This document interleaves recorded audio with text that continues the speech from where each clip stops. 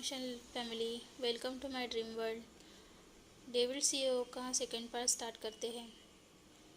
जान का दिल घबराहट में तेज़ी से दौड़ने लगता है। आखिर वो इंसान कौन है? जान अभी भी वही था जिससे हाउशवान उसके कंधे पर टैप करता है। जान चौंकते हुए घूमता है। क्या तुम ठीक तो हो जान? हाउशवान जान को चिंतित होकर पूछता है। उसकी आवाज़ अभी भी प्यारी थी। जान अपना सिर हिलाकर मना कर देता है, लेकिन हाउशवान को यकीन नहीं था कि और आप मुझे बात कर सकते हैं। मैं ठीक हूँ, वास्तव में अच्छा हूँ, जान कहता है। मैं ठीक हूँ, मैं तुम्हें ठीक है तो मैं तुम्हें कॉन्फ्रेंस रूम में मिलता हूँ। जान बस सिर हिलाता है। हाउशवान जान को चिंतित नज़र से देखता है। जान अंदर से डरा हुआ था। जान पहली बार अपने आप को डरा हुआ महसूस कर रहा था। एक बात तो निश्चित थी कि आया हुआ आगंतुक कोई वीआईपी होगा और इसलिए वर्तमान सीईओ चाहते हैं कि वे बैठक करें, जो असामान्य है। जान एक गहरी सांस लेते हुए डेस्कटॉप बंद किया, लेकिन उसका फ़ोन बीप हुआ। वो डर के मारे हाँफ रहा था। उसकी आंखें चौड़ी कर ली। यह बोबो था। क्या चल रहा है बनी? यदि आप व्यस्त नहीं हो तो क्या हम बात कर सकते हैं? मुझे तुमसे प्यार है, जान ने आ भरते हुए संदेश भेजा। माफ़ करना बोबो, मैं व्यस्त हूँ, बाद में बात करते हैं, लव यू। जल्दी से जान कॉन्फ्रेंस रूम की ओर भाग जाता है। जैसे ही जान ने दरवाज़ा खोला, सबकी निगाह उसकी ओर थी।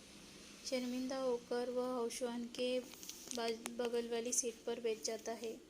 आप फिर से देर कर रहे हैं, जवाब देने से पहले हाउशवान फुसफुसाया। तभी सीईओ की आवाज़ आई, तो जैसे कि मैंने कहा था। जान महत्वपूर्ण आगंतुक मिस्टर ईबो की तरह देखने के लिए संघर्ष कर रहा था। जान ने ऊपर देखा और उसने अपने फ़ोन पर व्यस्त पाया। वो अपने फ़ोन में क्या कर रहा है, जान सोचता है।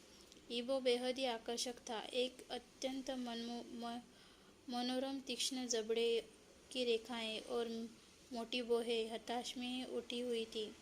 मैं कह सकता था यह दुनिया का सबसे खूबसूरत इंसान है अगर मुझे पता नहीं होता कि ये एक शैतान है, जान कबूल करता है। जान सोच ही रहा था जब ईवो की आंखों उसकी आंखों से नहीं मिली। भावहीन थी। जान अपना सिर हाउशवान की ओर घुमाया। लंबा मेहमान, प्लीज़ मुझे मत बताना कि यह हमारा नया सीईओ है, जान फुसफुसाया। क्यों पूछ रहे हो? हाउशवान ने उसके चेहरे के हाव भाव पर चकित होकर पूछा। जान जवाब देने ही वाला था, तभी सीईओ ने बीच में ही काट दिया। सर, मैं आपको विश्वास दिलाता हूँ कि मेरी टीम बेहद मेहनती है और अच्छी है, तो किसी को भी रिप्लेसमेंट करने की ज़रूरत नहीं है, शॉकिंग ने नर्वसी के साथ कहता है। ईवो खड़ा भी नहीं हुआ। अपने पैर अभी भी मेज पर लटके हुए थे, अपने फ़ोन के साथ खेल रहा था। महोदय, sir, mister evo, Shri shocking उनका ध्यान आकर्षित करने की कोशिश कर रहा था। ईवो ने उसे अपनी उंगली से रोका। ठीक है सर, थैंक यू, उसने घबराहट में जवाब दिया। सीट बैठने से गया। जान को यह अच्छा नहीं लगा कि सीईओ ने ईबो को सर कहा, क्योंकि ईबो अपने 20 साल के आसपास होगा और सीईओ अपने अर्धशतक के अधिक है। वह जान के लिए एक अच्छे प्रबंधक रहे हैं, भले ही वह सख्त और रुखे हो, लेकिन अपने कर्मचारियों के लिए स्टैंड लेना और वो हमेशा सर्वश्रेष्ठ चाहते थे। ईवो ने बिना देखे ही कहा कि उसे वर्तमान कर्मचारियों से किसी के साथ कोई समस्या नहीं है और किसी को संदेश भेज रहा था। हाउशवान ने चुपके से जान को धक्का दिया। दोनों मुस्कुराते हैं। जान ने राहत की सांस ली।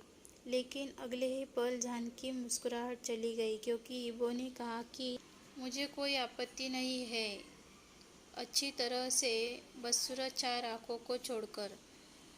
कमरा अचानक ठंडा हो गया। उसने अपना चेहरा ऊपर उठाते हुए और जान की आंखों में देखते हुए कहा। बाकी कर्मचारी फुसफुसा रहे थे, हंस रहे थे। वह जान से नफरत करते थे। इसमें कोई आश्चर्य नहीं कि जान पर हंस रहे थे। श्री शूकिंग आगे आते हुए कहते हैं, लेकिन सर, वह एक मेहनती कर्मचारी में से एक है।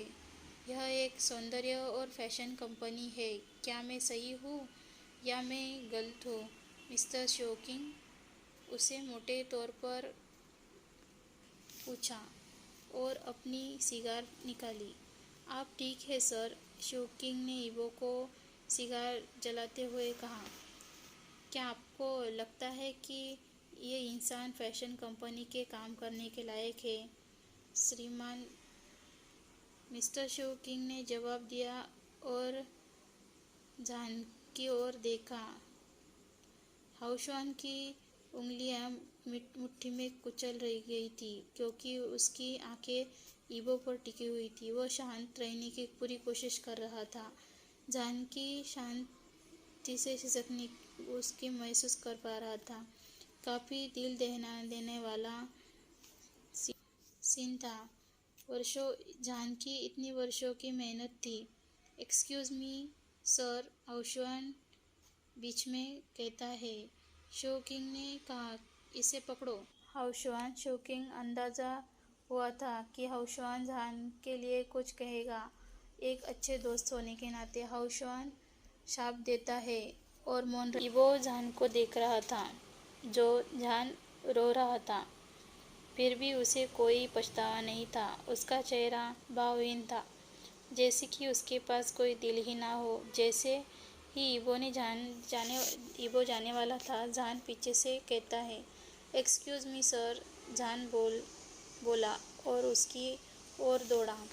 इबो रुकता है। जान उसकी डरावनी वाली ऊंचाई ने जान को अपना सिर झुकाने के लिए मजबूर किया। माफ़ी मांगना चाहता हूँ सर, लेकिन गलती के लिए, लेकिन मैंने कंपनी के लिए कड़ी मेहनत की है और अपना सारा योगदान दिया है।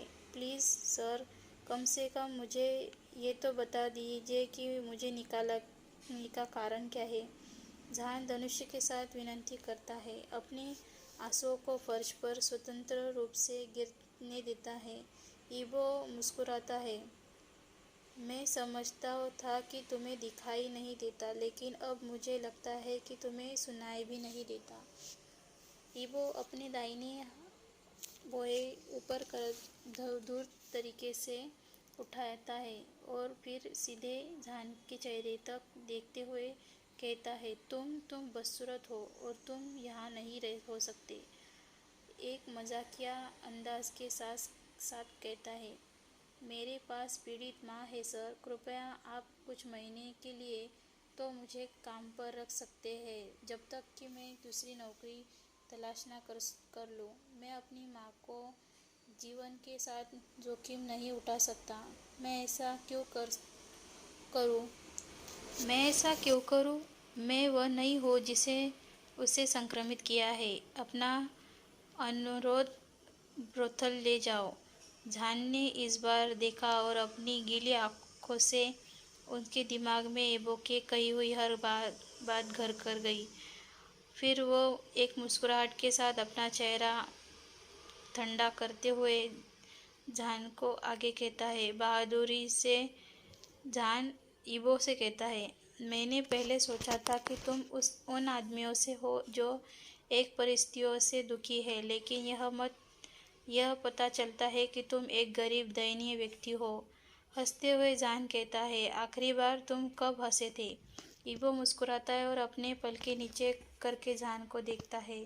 मुझे स्वीकार करने से नफरत है मिस्टर जान। आप अपनी प्रतिभा वास्तव में शायद यही समय है कि आप अपनी प्रतिभा पर विचार करें और अपनी संक्रमित माँ को ब्रोथल में ले जाएं। थप्पड़। ईवो के गाल पर एक जोरदार थप्पड़ पड़ा। एक जोर से अपने हफ्ते के साथ कमरा भर चुका था। शब्दों से परे हर कोई हैरान था। जहान हौशवान हाँफने लगा। वांग हवेली। आज के लिए बस इतना ही। मिलते हैं नेक्स्ट पार्ट में।